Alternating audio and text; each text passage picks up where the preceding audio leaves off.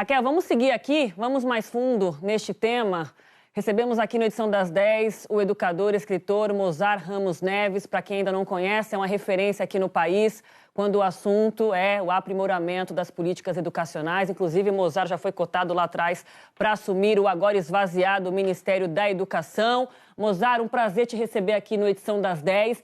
E eu começo te perguntando exatamente isso. A gente vê aí iniciativas tão relevantes, tão inspiradoras acontecendo em alguns estados e municípios com resultados, professores usando rádio, outros usando a televisão, quer dizer, outros usando somente um acompanhamento mais de perto. Ainda que tenhamos essas ações com resultados, qual que é o impacto da falta de uma liderança nacional olhando do alto, olhando para cima e conseguindo suprir os vazios regionais que a gente sabe que existem? Bom dia, Aline, bom dia, Raquel, a todos que nos acompanham. Olha, é o maestro, não é? O ministro da Educação, ele tem o papel de coordenar a política da educação no Brasil. E, naturalmente, sem ter a titularidade e, principalmente, a preocupação que me parece que o governo não tem, fica realmente refém de vários segmentos, a ala ideológica, a ala militar, a ala evangélica.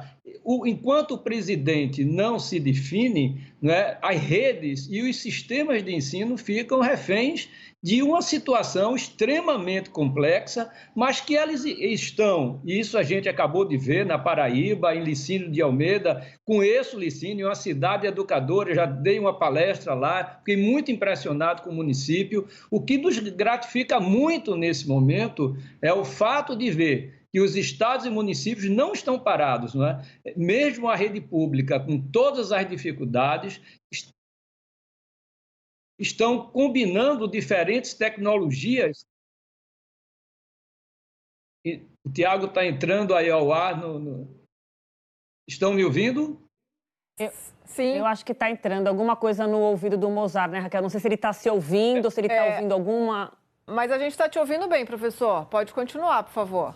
Então, faz parte da tecnologia. A gente tem que estar aberto a essas questões. Isso é a beleza também. É por isso que eu costumo dizer que esse não será o ano perdido. Eu acho que nós estamos aprendendo muitas coisas, inclusive como lidar com essas situações da tecnologia, faz parte, mas é muito gratificante verificar, como eu estava dizendo, a reação dos estados e municípios perante uma situação extremamente complexa, jamais vivida, combinando diferentes tecnologias, as antigas e as novas, para que todos os alunos tenham acesso à educação. Naturalmente, a ausência de um ministro, não é, reconhecido formalmente como ministro interino é interino, como o nome está dizendo. Precisamos ter o ministro da Educação, ou a ministra, mas que possamos, de alguma maneira, saber quem é o maestro que vai coordenar a política da educação brasileira.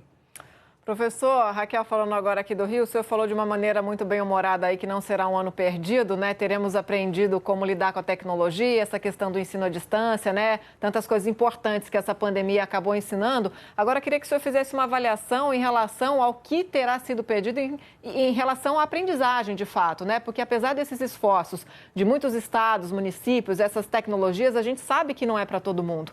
Aliás, muita gente não tem acesso, muitos alunos não têm essa disponibilidade de ter internet, um celular, um computador, não consegue fazer essa questão do ensino à distância. Então, assim, em termos educacionais, como é que o senhor avalia esse momento e também num momento que se discute já a retomada das aulas presenciais?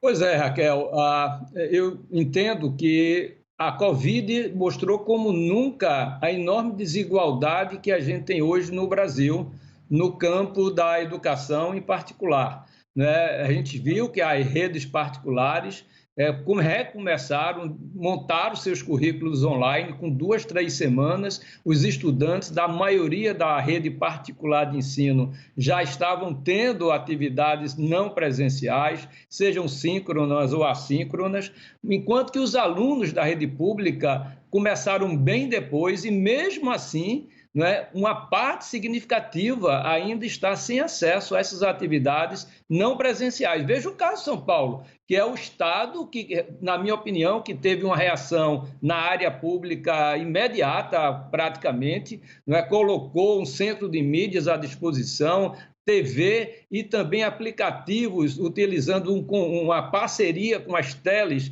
né, que atualmente oferecem esses serviços, né, para todos os alunos, mas o que se viu foi que nem todos os alunos tinham condições de acessar essas diferentes possibilidades. Então, do ponto de vista, como você colocou, Raquel, das aprendizagens tradicionais, cognitivas, eu acho que nós só vamos saber, e por isso que é importante, nessa volta às aulas presenciais, fazer uma avaliação diagnóstica, porque certamente nós vamos ter estudantes com diferentes níveis de evolução, outros praticamente não aprenderam nada.